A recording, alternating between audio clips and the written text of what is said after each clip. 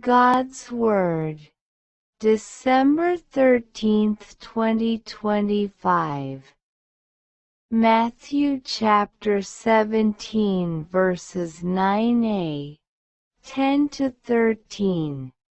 9. And as they came down from the mountain, Jesus charged them, saying, "Tell the vision to no man, till the Son of Man be risen from the dead."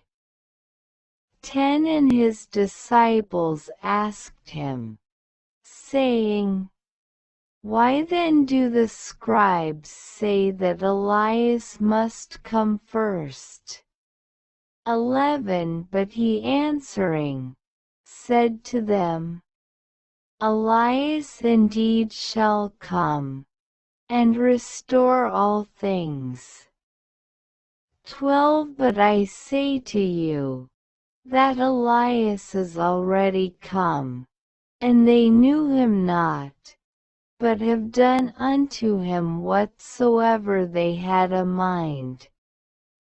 So also the Son of Man shall suffer from them.